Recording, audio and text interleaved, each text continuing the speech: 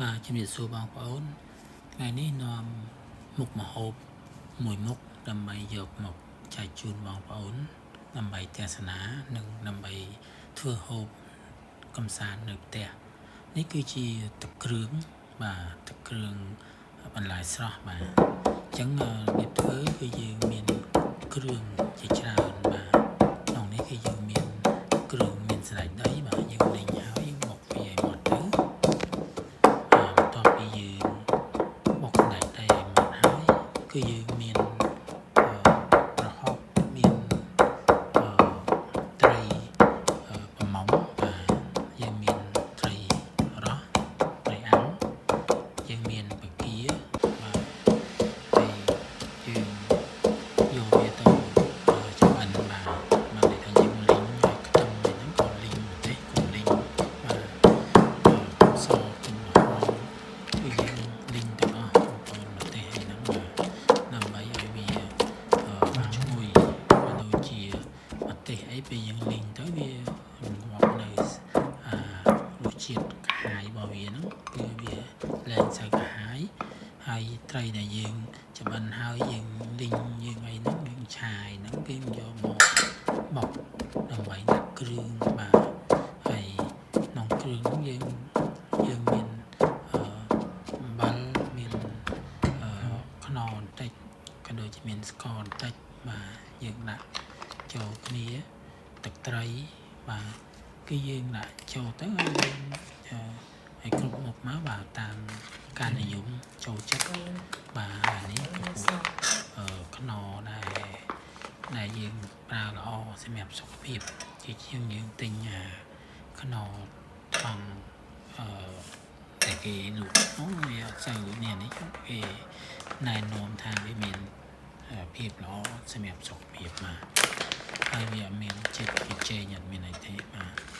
អញ្ចឹងយើងដាក់មកហើយមានអាហ្នឹងហើយច្បល់ចូលគ្នាមកបាទមានយើងបោកយើងមកជៀនវា5ជៀនវាចិនរួចហើយអញ្ចឹងយើងសាច់អីសិតតែលីងនេះទាំងអស់អញ្ចឹងគ្រឿងអីនេះទាំងអស់យើងច្បល់បាទយើងច្បល់ឲ្យវាចូលសាច់តែមួយមកហ្នឹង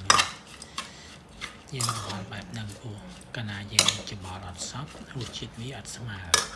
ព្រោះរសជាតិហ្នឹងវាអត់សូវបានចេញមកស្មើគ្នាទាំងព្រមទេហើយបន្ទាប់មកចាំយើងយកអាទឹកក្តៅដែលយើងដាំហើយទឹកក្តៅនេះមិនទឹកធម្មតាទេបងប្អូនគឺខ្ញុំបានមានម៉ាស៊ីនខាងហ្គេនគឺយើងបានយកទឹកពីម៉ាស៊ីនខាងហ្គេនហ្នឹង8.5 pH 8.5ដែលមានជាតិអាក្រឡាំងយើងយកទៅដាំបាទពេលដាំពុះហើយបានយើងទីគ្រឿងសពហើយគឺយើងចាក់ទឹកក្តៅដែលជាទឹកខាងហ្គេនហ្នឹងណាវាជួយឲ្យដោយសារទឹកក្តៅចេញពីសិនខាងហ្គេនហ្នឹងវាធ្វើឲ្យវារំលាយនៅម៉ូលេគុលទាំងឡាយហ្នឹងវាកាន់តែម៉ត់ល្អដើម្បីចូលនៅក្នុងគ្រឿងហ្នឹងតែម្ដងហើយយើងចាក់ល្មមមកខាប់បាទដើម្បីយើងធ្វើជាទឹកគ្រឿងដើម្បីជ្រលក់បាទបន្លែរបស់យើងមានបន្លែស្រស់មកហើយបងប្អូនគឺយើងអាចប៉ុណ្ណឹងបានហើយគឺយើងអាចរៀបចំបន្លែមកបាទដាក់ចានមកហើយយើងហូបមិនអស់យើងដាក់កូនចានតូចមកបាទដើម្បីយើងហូបប៉ុណ្ណាយើងដួសដាក់កូនចានយើងប៉ុណ្ណឹងមកហើយមានចេកខ្ចីមានតកួនមានជីស្លឹកធំតសក់មានការស្នោផលិតបាទយើងអាចមាន